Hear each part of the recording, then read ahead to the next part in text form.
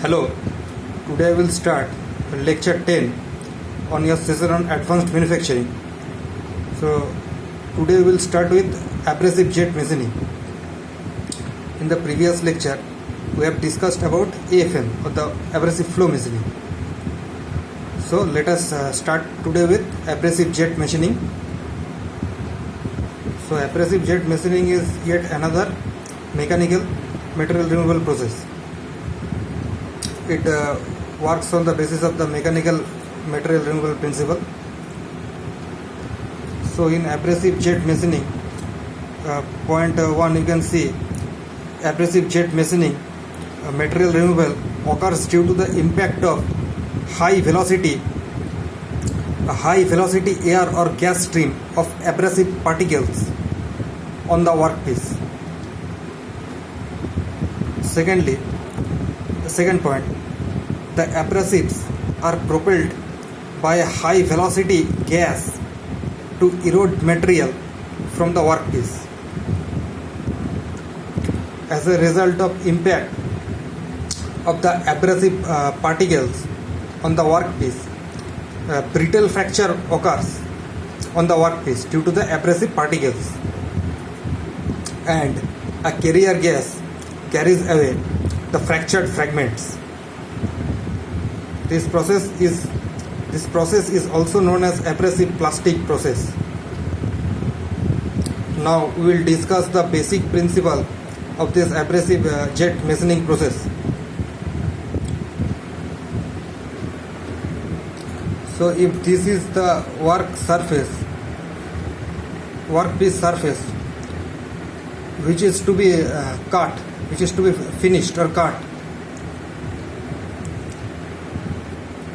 and abrasive jet will be forced from the nozzle, as you can see over here. So this is the nozzle, and the abrasive particles will flow from the nozzle along the direction of the surface. This is also known as the target surface. So abrasive particles will hit the target surface at high speed, and along with the abrasive we will also have a gas.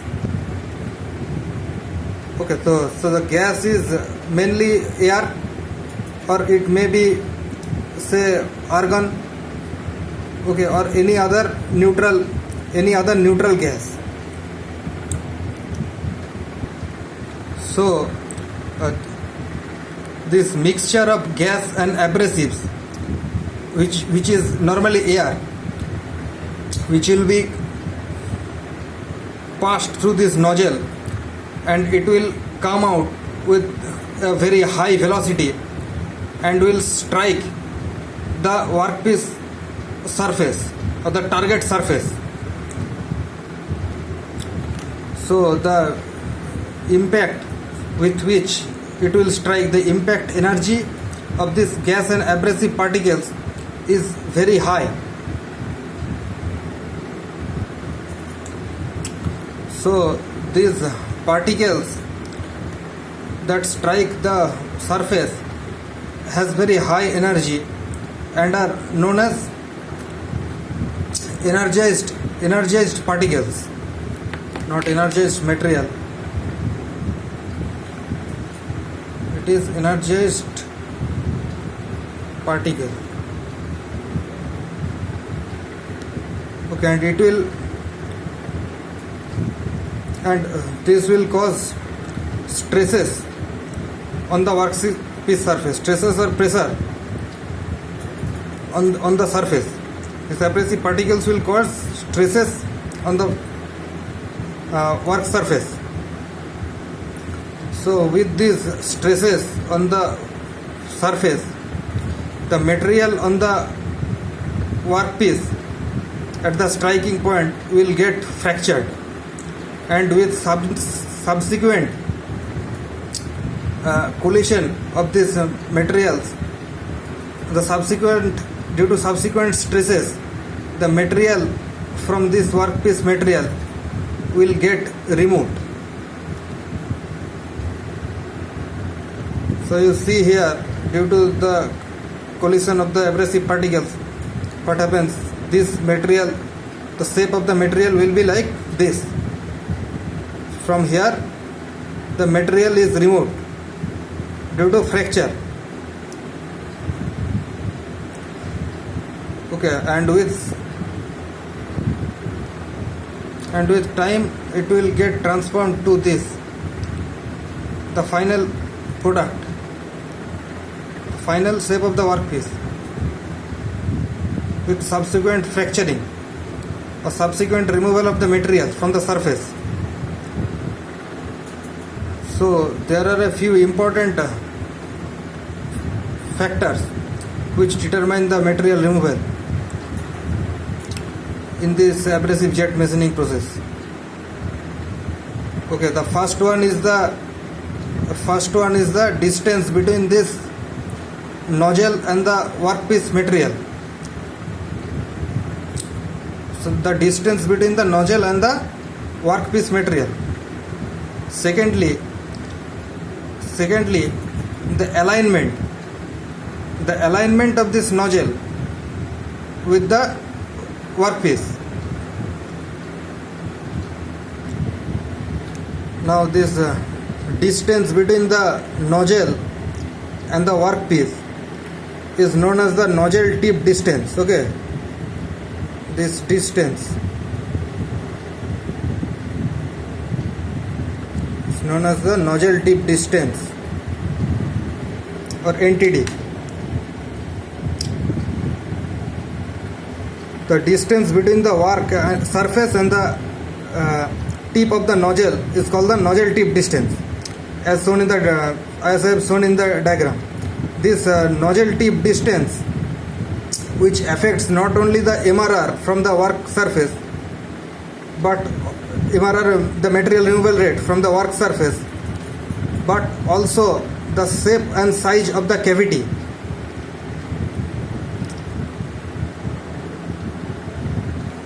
Okay, so you can see in this diagram, the effect of the distance, the nozzle tip distance, the effect of the nozzle tip distance on the shape of the cavity produced. Okay, when it is very less, that is 0.7 millimeter, you can see the shape of the cavity, and with the increase in distance from 0.75 millimeter to 5 millimeter and then to 10 millimeter, you can see the shape of the cavity, it changes, and the diameter of the cut, it also increases with the increase in distance.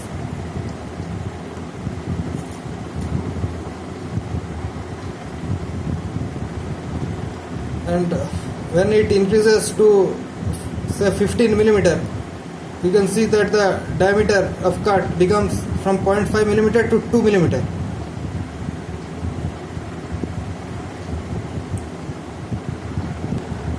So this figure shows the effect of the distance on the size of the cavity produced. Okay, so when the NTD increases, the velocity of the abrasive particles which impinge on the work surface, which increases.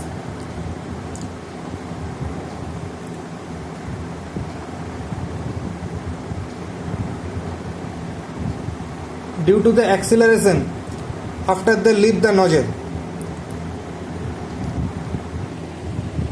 Okay, so this in turn increases the material removal rate, but with further increase in NTD, that means the nozzle tip distance, after a certain limit, the velocity reduces. The velocity reduces due to the drag of the atmosphere, which initially checks the increase in the MRR and finally decreases it. Okay, so up to a certain distance, the velocity increases and the MRR also increases, but after a certain limit, the velocity reduces due to the drag, and so finally the MRR also reduces.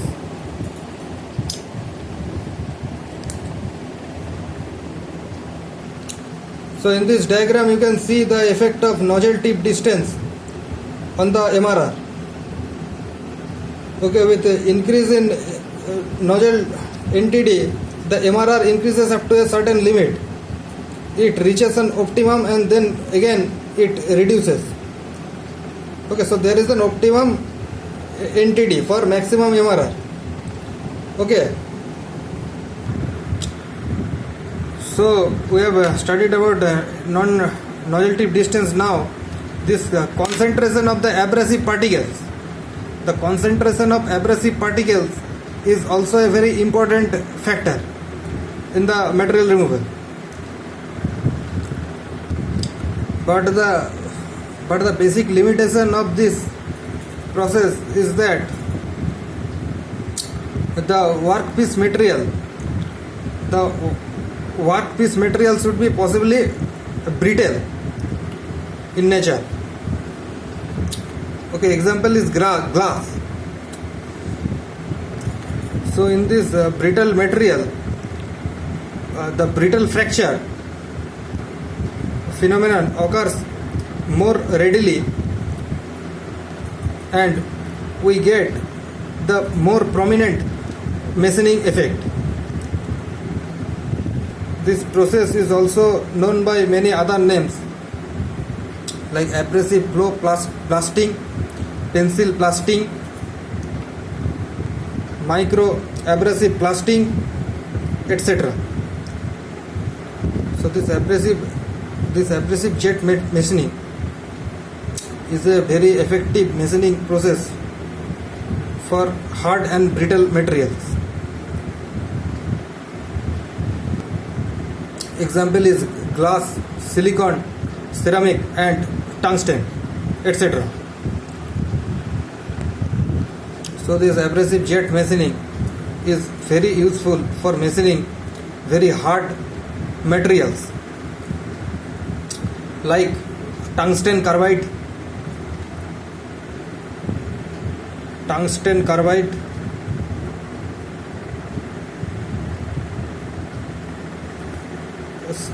silicon carbide. These are very hard materials. So these materials it is very difficult to machine these materials, and abrasive jet machining is very useful for machining such materials, hard materials. Okay, so generally this machining process is used for cutting very intricate shape and edges. So this machining process is free from chatter, as is seen in conventional machining process. Chatter, okay, vibration and other heat related problems, because the tool it never touches the workpiece surface.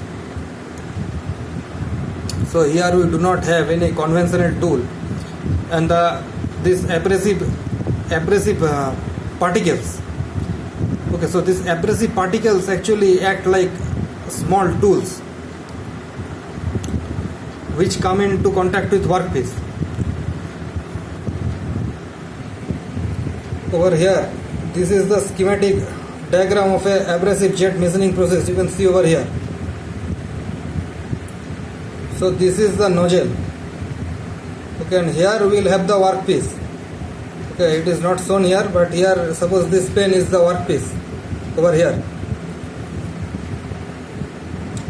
So this is the nozzle through which the mixture of gas and abrasive particles is coming at a very high velocity.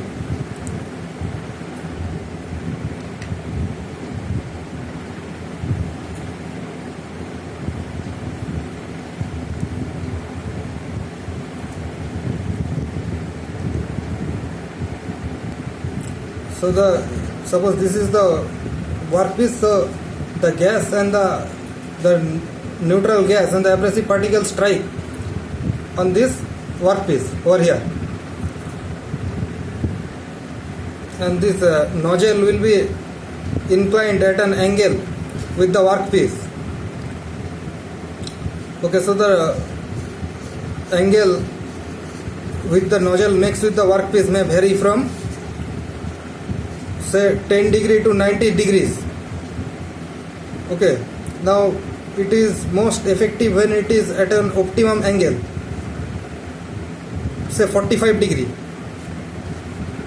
Okay, now when we decrease this angle, the effectiveness, so suppose from 45 degree we make it to say 30 degree and further less to 20 degree, so the effectiveness of the cutting will decrease with the decrease of angle from the optimum.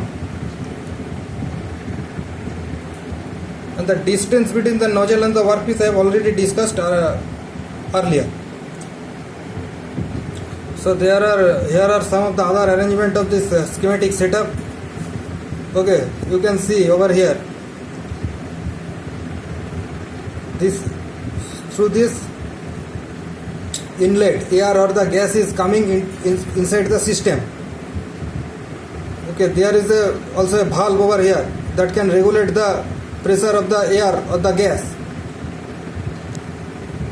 and through this inlet, through this pressure control mechanism, the gas comes here and it mixes with the abrasive particles in this mixer. Okay, this is a very important component of the system. So the gas and the abrasive particles mix over here. Now these abrasives, you know that it can cut very hard material. Okay, now these abrasive particles, when it is mixed inside this mixer vibrator, it can also corrode the inner walls of this mixer, and it is connected to a vibrator. This mixer is connected to a vibrator. So with this, when it is attached to a vibrator, the problem magnifies. The abrasive particles corrode the inner surface of this system, of this mixer. Okay, so the life of this mixer vibrator is very less due to the abrasive cutting action of the abrasive particles, and therefore it increases the cost of operating this particular AJM setup. So the inner walls of this mixer is generally made up of material like tungsten carbide. Also the nozzle, this mouth of the nozzle, it is also made up of tungsten carbide, which constantly faces the high velocity abrasive particles. Okay, so then from this mixture it moves through this hose system. You can see from this mixture it can move through this hose system through the nozzle, and this pressure is controlled by means of this valve system. Okay, this pinch valve you can see over here. Okay, so it controls the velocity of the gas abrasive mixture. However, one big problem for this process is that the control of the abrasive particles after machining, after working on the workpiece. Now, as you know, now all these abrasive particles are, after working, these abrasive particles are very injurious to our health. So inhaling these particles can cause disorders in our body. So the controlling of the abrasive particles which will flow after striking the workpiece is a very important condition. and various mechanisms are being designed to control these abrasive particles. So as it is shown over here, you can see after the working, there is an arrangement for a hood and an exhaust, so that these abrasive particles, after being striking the workpiece, is being channeled through this exhaust. So through this hood, the abrasive and the gas particles are sucked away through this exhaust to be treated. Okay, so that it does not cause any major health concerns for the operator. So with this I finish the lecture for today. In the next lecture we will continue with some other parameters like advantage and disadvantage of the abrasive jet machining, and we will also discuss about the various type of abrasives to be used, the conditions. Okay, so I hope you have understood what I have discussed in the class for today. Thank you.